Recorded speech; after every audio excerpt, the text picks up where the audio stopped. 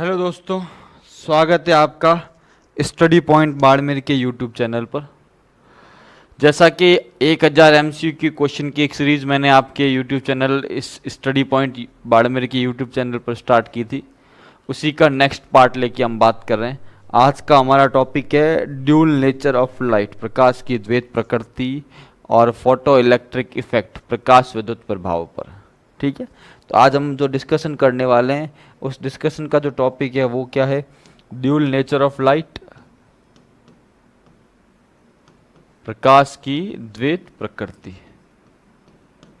प्रकाश की द्वैत प्रकृति को लेके है। इसमें फोटो इलेक्ट्रिक इफेक्ट और ये सारी चीज़ें अपने को यहाँ ध्यान रखनी है। ठीक है, तो ये हमारा आज का टॉपिक है। ठीक है, तो शुरू करते हैं सवालों को लेके। पहला सवाल है, यदि एक मुक्त इलेक्ट्रॉन की गतिज ऊर्जा दुगनी हो जाए तो डी ब्रोगली तरंग दैर्ध्य में क्या बदलाव होगा। गतिज ऊर्जा को क्या कर दिया, दुगुना कर दिया, तो डी ब्रोगली तरंग दैर्ध्य में क्या बदलाव होगा, ये सवाल पूछना चाह रहा है।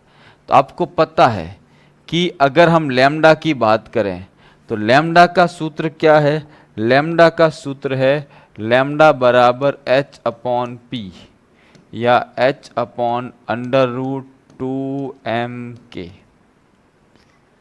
अब देखो, गतिज ऊर्जा को अगर मैं दुगुना कर रहा हूं, ये k क्या है, यहाँ पे k है गतिज ऊर्जा, k क्या है, गतिज ऊर्जा।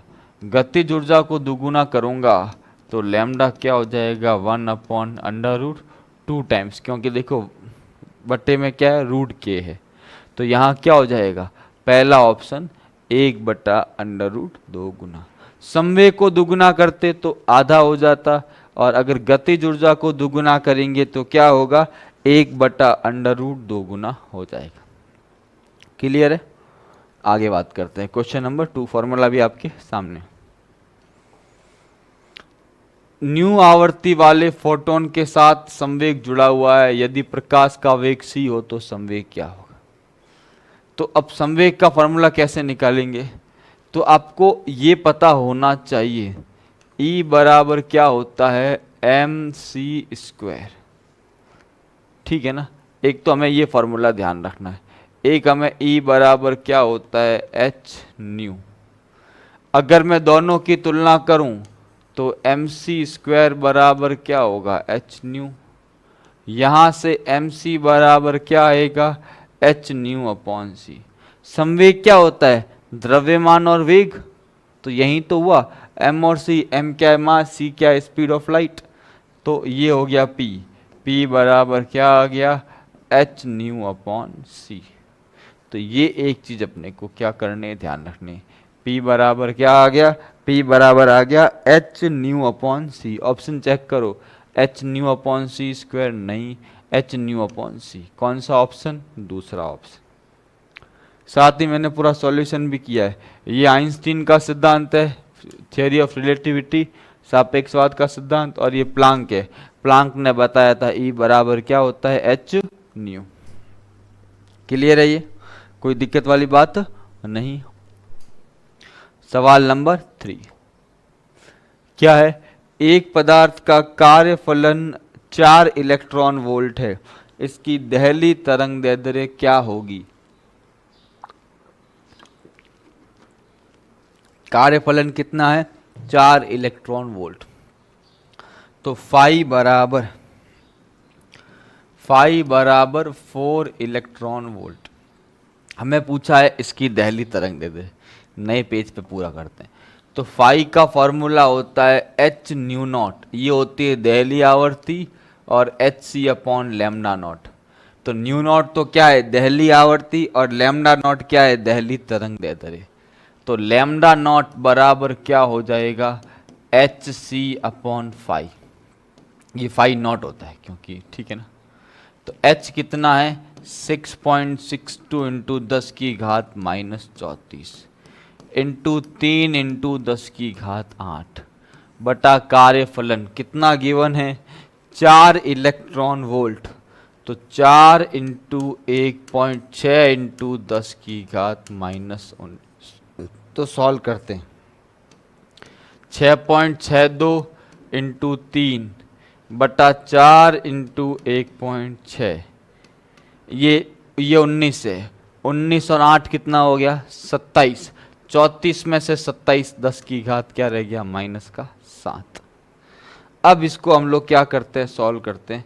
ऊपर वाले को गुणा करते हैं। 3 दूनी 6, 3 6 18, आंसर लगी 1 और ये 19 बटा 16 32 48 64 6.4।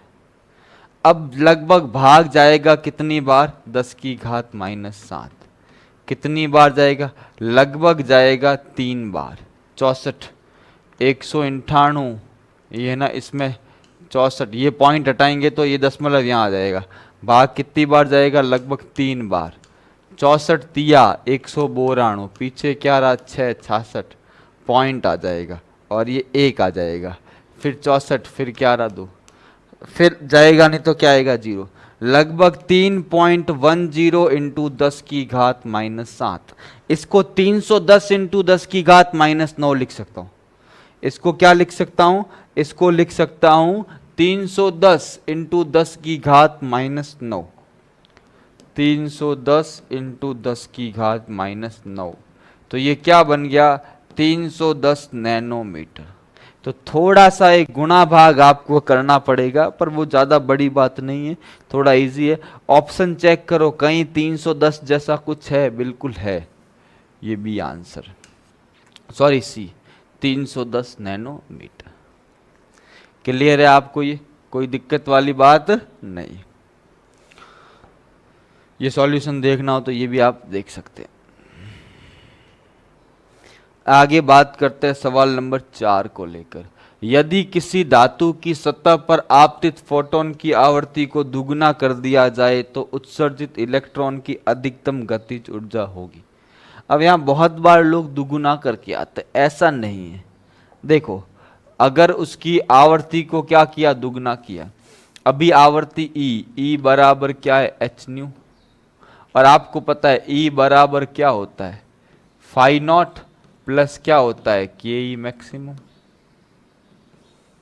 ठीक है, अगर मैं इसको दुगुना करूंगा तो पूरे को 2 से गुणा करूं, तो पूरे को 2 से गुणा करूं 2e बराबर 2 फाई नॉट प्लस 2 के ई मैक्सिमम। ठीक है ना? अब अगर हम बात करें तो अब यहां देखो कि अगर दुगुना कर रहा हूं तो आधी ऊर्जा इस फाई नॉट को भी तो मिल रही है ना, पर फाई नॉट तो उतना उतना है, कार्यफलन नहीं बढ़ रहा है, कार्यफलन नहीं बढ़ रहा है। तो जो अतिरिक्त कार्यफलन है वो किसको मिल जाएगा? गतिज ऊर्जा को मिलेगा। समझना है इसको। मान लो ऊर्जा कितनी है? 100 इलेक्ट्रॉन वोल्ट है, 40 कार्यफलन है और 60 क्या है? अधिकतम गतिज ऊर्जा। अगर इसको मैं 200 कर दूंगा, ये तो कितना रहेगा? 40 ही रहेगा। ये कितना हो जाएगा? ये हो जाएगा आपके 140। कितना? सॉरी 160। तो यहां देखो अधिकतम गतिज ऊर्जा देखो 60 थी, 60 से दुगुना कितना होती है? 120। ये दुगुने से भी क्या होगी? ज्यादा होगी, क्योंकि ऊर्जा को दुगुना करने पर कार्यफलन तो उतना ही है, तो जो वो एक्स्ट्रा जो कार्यफलन के बराबर थी वो उसको गतिज ऊर्जा के रूप में एक्स्ट्रा मिल जाएगी। तो यहां आंसर कितना होगा? यहां आंसर होगा दुगुने से क्या होगा? अधिक होगा। दुगुने से क्या होगा? अधिक होगा। ये अपने को क्या करना है? ध्यान रखना। कोई ऐसा मैथमेटिकल हमें सॉल्व नहीं करना, थोड़ा लॉजिक लगाना है, समझना है। इसको 100 मान लो तो कार्यफलन 40, अधिकतम गतिज ऊर्जा 60। अगर 100 से 200 कर दूंगा, कार्यफलन 40 ही रहेगा, अधिकतम गतिज ऊर्जा कितनी हो जाएगी? 160 हो जाएगी।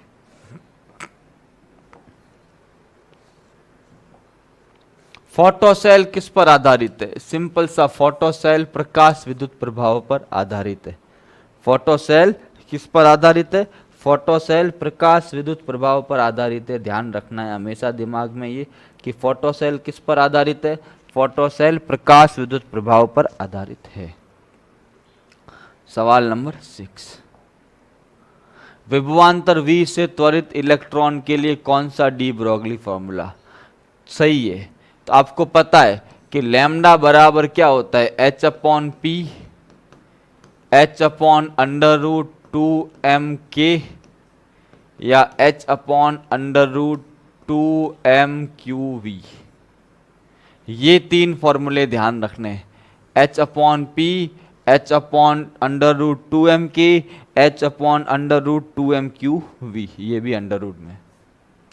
और यहां पे ध्यान रखना, इस फॉर्मूले में अगर मैं इलेक्ट्रॉन की गणना करूं तो लैम्डा बराबर 12.27 बटा under root V angstrom. Option में लगभग देखो, ये पहला ऑप्शन है जहां 12.26 बटा अंडर रूट वी है, बाकी सब में उल्टा है। तो पहला ऑप्शन 26-27 लगभग पॉइंट में ज़्यादा कोई फर्क नहीं पड़ता है। तो 12.26 बटा अंडर रूट वी ले लो या 12 पॉइंट, ये रूट था नहीं एक्चुअली, सवाल टाइप करते समय रह गया था। तो ये 12.27 बटा अंडर रूट वी एंगस्ट्रॉम, ये भी आपको क्या करना है, ध्यान रखना है, पता होना चाहिए। सवाल नंबर 7, सामान्य संकेतों में व्यक्त निम्नलिखित में से कौन सा संबंध डी ब्रोगली तरंगदैर्ध्य का गलत सूत्र है। तो मैंने अभी बताया था, लैम्डा बराबर h अपॉन पी, इसको क्या लिखेंगे h upon M V, lambda बराबर h upon under root 2m/k, के गतिज ऊर्जा यहां पर ध्यान रखना, ये k क्या है, ये k है, k की जगह e भी लिख सकते हैं, अंडर रूट 2m/e, e यहाँ पर क्या है, e यहाँ पर गतिज ऊर्जा है। और एक और है लैम्डा बराबर h upon under root 2m/q_v, और एक और है लैम्डा बराबर h upon under root 3m/kT। यहाँ जो k है उस k को हम क्या कहते हैं, इस k को कहते हैं बोल्ट्जमैन नियतांक। इस k को क्या कहते हैं, इस k को बोल्ट्जमैन नियतांक कहते हैं। ये उदासीन कणों के लिए फॉर्मूला है, ध्यान रखना, न्यूट्रॉन के लिए हम यूज करते हैं। और यहाँ पर जो ये t है, ये t क्या है, इस t को हम लोग ताप कहते हैं। तो देखो अब इसमें से कौन सा formula, h upon M V सही है, h upon under root 2m/e सही है, h upon under root 3m/kT, root 2m/q_v बटा h ये उल्टा लिखा हुआ है। तो आंसर क्या हो गया, डी। डी में फॉर्मूला क्या लिखा हुआ है, उल्टा लिखा हुआ है। डी वाले ऑप्शन में फॉर्मूला क्या लिखा हुआ है, उल्टा लिखा हुआ। आप चेक करें यहाँ फॉर्मूला क्या लिखा हुआ है, उल्टा लिखा हुआ है, ध्यान रखना ही। तो ये आपको पता होना चाहिए।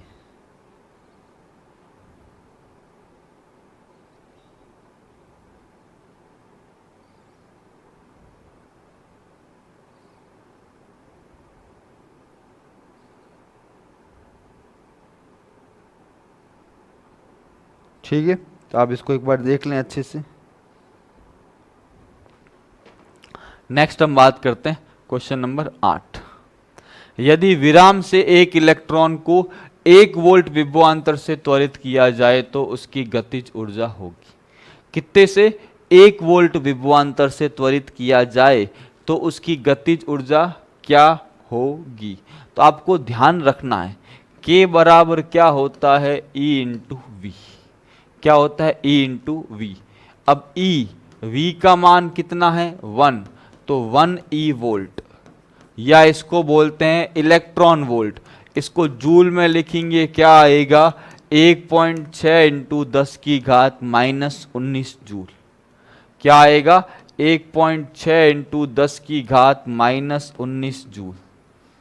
ध्यान रखना 1.6 इंटू 10 की घात -19 जूल, ये हमारा आंसर है, ध्यान रखना। 1.6 इंटू 10 टू दी पावर -19। अगली बात करते हैं, एक इलेक्ट्रॉन एवं एक फोटोन की तरंग लंबाई 1 नैनोमीटर है, इसमें से किसका संवेग अधिक है। एक बात कर रहे हैं इलेक्ट्रॉन की, एक बात कर रहे हैं फोटोन की। तो अब पूछ रहा है इसमें से किसके संवेग का मान अधिक है। दोनों की तरंग लंबाई जो वेवलेंथ है वो हमको दी हुई है, हमें बोला है किसके संवेग, उसका मान किसका क्या है, ज़्यादा है। इसके बारे में हमें ये सवाल पूछ रहा है, तो इसको हम कैसे सॉल्व करेंगे वो ध्यान रखना। तो अब जब हम बात करते हैं कि वेवलेंथ सेम है तो लैम्डा बराबर क्या होता है, h अपॉन क्या होता है, p होता है। लैम्डा बराबर क्या होता है, h अपॉन p, ठीक है। और p की बात करें तो p बराबर क्या होता है, h अपॉन क्या होता है, लैम्डा होता है। ये चीज हम लोग ध्यान रखना है। लैम्डा का सूत्र एच अपॉन पी है, तो पी बराबर क्या होगा, एच अपॉन लैम्डा। लैम्डा क्या है, समान है, तो संवेग भी तो क्या होगा, समान होगा। लैम्डा समान है तो दोनों के संवेगों का मान भी क्या होगा, समान होगा। तो आंसर क्या होगा, सी होगा। दोनों के संवेगों के मान क्या है, एक समान है, एक तुल्य है। ध्यान रखना दोनों के संवेग आपस में क्या है, बराबर है। क्लियर है ये सवाल नंबर 9। आगे बात करते हैं सवाल नंबर 10। वी विभवांतर से त्वरित आवेश जिसका द्रव्यमान m, आवेश q है, d ब्रोगली तरंग दैर्ध्य क्या होगी। तो लैम्डा बराबर क्या होता है, h upon under root 2m/q_v। q का मोड लिया हुआ ये वाला, ये थोड़ा रूट यहाँ है तो ये वाला है, लैम्डा बराबर h upon under root 2m/q_v। अभी मैंने आपको बताया इसका आंसर क्या होगा, लैम्डा बराबर h upon under root 2m/q_v। Clear है ना ये, तो ये ध्यान रखना। तो ये इजी सवाल है, बहुत आसान से। वीडियो को ज़्यादा से ज़्यादा लाइक करें, शेयर करें, चैनल को सब्सक्राइब करें, ये काम आपको करना पड़ेगा, क्योंकि आप जितना ज़्यादा शेयर करोगे, काफ़ी अच्छा रिस्पांस आ रहा है अभी लास्ट 15-20 दिनों से। काफ़ी लोग इस चैनल को देख रहे हैं और इसको शेयर कर रहे हैं। तो आप भी ज़्यादा से ज़्यादा लोगों को शेयर करें तो मुझे एक मोटिवेशन मिलता रहेगा ज़्यादा से ज़्यादा वीडियो बनाने के लिए। एक फोटोन की ऊर्जा 10 इलेक्ट्रॉन वोल्ट है, यह विद्युत चुंबकीय तरंग के किस भाग में होगा। इसकी ऊर्जा कितनी है, 10 इलेक्ट्रॉन वोल्ट है, और सवाल पूछा यह किस भाग में होगा। तो ये अपने को ध्यान रखना है, थोड़ा सा इसके बारे में अपने को याद ही करना पड़ेगा कि कितनी ऊर्जा किस जगह होती है। ये थोड़ा सा हमें क्या करना पड़ेगा, याद करना पड़ेगा। इसका आंसर एक्सरे है। इसका आंसर क्या है, एक्सरे है। ध्यान रखना, हम यहाँ से थोड़ा सा ये सवाल आपको ध्यान रखना पड़ेगा, थियोरेटिकल सवाल है। इसको आप निकाल सकते हैं कि ऊर्जा E बराबर क्या होता है।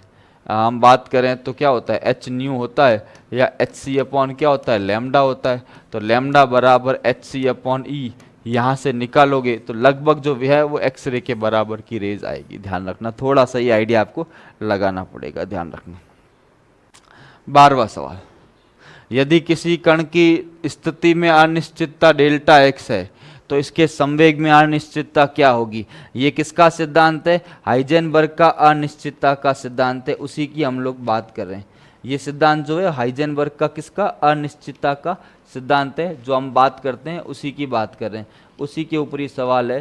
तो स्थिति में अनिश्चितता ये है, तो संवेग में अनिश्चितता क्या होगी। तो इन दोनों के फॉर्मूला के बेसिस पे इसका जो आंसर होगा वो उसकी हम लोग बात करेंगे।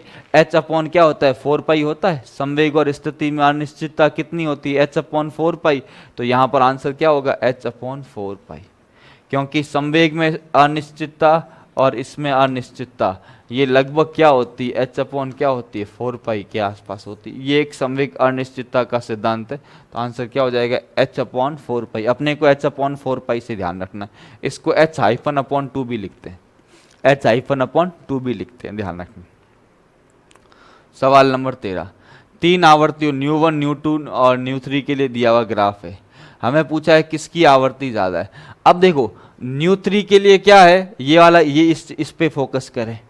न्यू3 के लिए क्या है, जो यहाँ थोड़ा सा ये न्यू3 के लिए क्या है, निरोधी विभव ज़्यादा है, इसके लिए निरोधी विभव उससे कम है, और इसके लिए निरोधी विभव सबसे कम है। तो जितनी ज़्यादा आवर्ती होगी उतनी ज़्यादा गतिज ऊर्जा होगी, उतना ज़्यादा निरोधी विभव होगा। तो आवर्ती किसकी ज़्यादा होगी, सबसे ज़्यादा होगी न्यू3। किसकी ज़्यादा होगी, सबसे ज़्यादा। पहले ऑप्शन में मिसप्रिंट है, यहाँ न्यू3 कर देना। न्यू3 न्यू2 से ज़्यादा है और न्यू2 न्यू1 से ज़्यादा है, ये ध्यान रखना। थोड़ा सा यहाँ पर ऑप्शन में लोचा हो गया सबसे ज़्यादा न्यू3 है, फिर न्यू2 है, फिर क्या है, न्यू1 है। ये वाला ऑप्शन मान के चले। न्यू3 ग्रेटर देन, ये ध्यान रखना है, न्यू3 ग्रेटर देन न्यू2 ग्रेटर देन न्यू1, ध्यान रखना। ये जितना ज़्यादा निरोधी विभव होगा उसकी गतिज ऊर्जा उतनी ही क्या होगी, ज़्यादा होगी, ध्यान रखना। ये ऑप्शन थोड़ा सा अपने को क्या करना है, ध्यान रखना, ये आइडिया होना चाहिए, ठीक है। नेक्स्ट, किसी कण का संवेग दुगना कर दिया जाता है, इसकी तरंग लंबाई कितनी हो जाएगी। तो अभी मैंने आप लोगों को एक रिलेशन बताया, संवेग और तरंग दैर्ध्य में एक रिलेशन मैंने अभी आप लोगों को बताया था। लैम्डा बराबर क्या होता है, h अपॉन पी। तो अब क्या बोला, संवेग को दुगना कर दिया तो ये इसके व्युत्क्रमानुपाती है। तो संवेग को दुगना करेंगे तो तरंग दैर्ध्य क्या हो जाएगी, 1/2 गुना। कौन सा ऑप्शन है, ए ऑप्शन। कौन सा ऑप्शन है, ए ऑप्शन। लगभग कितनी हो जाएगी, 1/2 गुना हो जाएगी। 20 सवाल है, लगभग आपके 14 सवाल हो गए। 15वां सवाल, एक इलेक्ट्रॉन का v विभवांतर से त्वरित करने पर इसकी जो दी ब्रोगली तरंग दैर्ध्य लंबाई होगी वो क्या होगी। तो लैम्डा बराबर क्या होगी, h/√2mev। क्या होगी, h/√2mev। यहाँ ऑप्शन के अंदर लगभग कोई भी आंसर मैच नहीं कर रहा है, ध्यान रखना। इसलिए इसका आंसर क्या होगा, इनमें से कोई नहीं, डी ऑप्शन, इनमें से कोई नहीं। सवाल नंबर 16, डेविसन जर्मर प्रयोग से इलेक्ट्रॉन की जिस प्रकृति का सत्यापन हुआ है, तो इलेक्ट्रॉन की तरंग प्रकृति का सत्यापन हुआ है। डेविसन जर्मर ने अपने प्रयोग में सिद्ध किया था कि इलेक्ट्रॉन तरंग की तरह भी क्या करता है, व्यवहार करता है। और ये विवर्तन के आधार पर उन्होंने बताया था कि इलेक्ट्रॉन के जो तरंग है उसका क्या हो रहा है, विवर्तन हो रहा है। इस आधार पर इसने बताया था कि इलेक्ट्रॉन के साथ एक तरंग होती है, उसको डी ब्रोगली तरंग कहते हैं। एक छिद्र में प्रकाश की जगह इलेक्ट्रॉन पुंज आपतित की जाती है, इलेक्ट्रॉन के पर्दे पर संख्या का ग्राफ। तो विवर्तन का ग्राफ कैसा होता है, ये वाला तो हो नहीं सकता, ये हो नहीं सकता, ये वाला है। मध्य वाले भाग में ऊर्जा ज्यादा है, जैसे जैसे आप सिरों पे जाएंगे ऊर्जा क्या होगी, कम होगी। ऑप्शन नंबर कौन सा होगा, बी। इसका आंसर क्या होगा, ऑप्शन नंबर क्या होगा, इसका आंसर बी होगा। ध्यान रखना, क्योंकि विवर्तन का ग्राफ इसी तरह का प्राप्त होता है। और यहां पर इलेक्ट्रॉन के साथ जो तरंग है उसका क्या होता है, विवर्तन होता है। और ये किसने प्रूफ किया था, डेविसन जर्मर ने अपने प्रयोग में इस चीज को क्या किया था, प्रूफ किया था। ध्यान रखना, तो ये भी आपको पता होना चाहिए। तांबे का कार्यफलन है कुछ इलेक्ट्रॉन वोल्ट। कार्यफलन जनरली क्या होता है, इलेक्ट्रॉन वोल्ट में ही होता है, क्योंकि इनके कार्यफलन अल्प ही होते हैं। ध्यान रखना, तो इसका आंसर क्या होगा, कुछ इलेक्ट्रॉन वोल्ट। ध्यान रखना, क्या होगा, कुछ इलेक्ट्रॉन वोल्ट। अगला सवाल, सवाल नंबर 19, नीले रंग के प्रकाश की फोटोन की ऊर्जा E1 है, पीले रंग का क्या होगा। तो आपको ये चीज पता है ना, विबग्योर, VIBGYOR। यहां पर नीले की बात करें तो ये ब्लू, नीला, और दूसरा हमको कौन सा बोला है, पीला, येलो, पीला। आपको पता है इसकी ऊर्जा कितनी है, इसकी ऊर्जा E1, इसकी ऊर्जा कितनी है, E2। और आपको पता है कि वायलेट से रेड की ओर जाने पर तरंग दैर्ध्य क्या होती है, बढ़ती है। तरंग दैर्ध्य क्या होती है, बढ़ती है। ऊर्जा क्या होती है, घटती है। इसका मतलब ब्लू रंग की ऊर्जा लाल रंग से क्या होगी, या क्या पीले रंग से क्या होगी, ज्यादा होगी। तो E1 ग्रेटर देन क्या होगा, E2 होगा। यह आपको ध्यान रखना है कि बैंगनी से लाल की ओर जाने पर तरंग दैर्ध्य घटता है, बढ़ता है, आवृत्ति घटती है, और ऊर्जा क्या होती है, घटती है। तो ध्यान रखना, पीले रंग की प्रकाश की ऊर्जा नीले रंग की प्रकाश की ऊर्जा से क्या होगी, कम होगी। ये हमेशा ध्यान रखना है। E1 हमेशा E2 से क्या होगा, ज्यादा होगा। ये अपने को क्या करना है, ध्यान रखना है कि E1 इज ग्रेटर देन क्या हो जाएगा, E2 हो जाएगा। तो ये हमारा 19वां सवाल है, और आई थिंक लास्ट अपने पास सवाल इतने ही लगभग सवाल है हमारे पास। तो ये हमारा कंप्लीट हो जाता है, आज की लगभग लास्ट सवाल था। तो आज के लिए इतना ही, ठीक है। मिलते अगली क्लास में। वीडियो को ज़्यादा से ज़्यादा क्या करना है, लाइक करना है, शेयर करना है, और चैनल को क्या करना है, सब्सक्राइब करना है। जितना ज़्यादा लाइक शेयर करोगे उतना ही मेरे को मोटिवेशन मिलेगा, और ज़्यादा से ज़्यादा वीडियो आप लोगों के लिए बनाऊंगा। मिलते अगली क्लास में, तब तक के लिए थैंक यू सो मच बच्चों।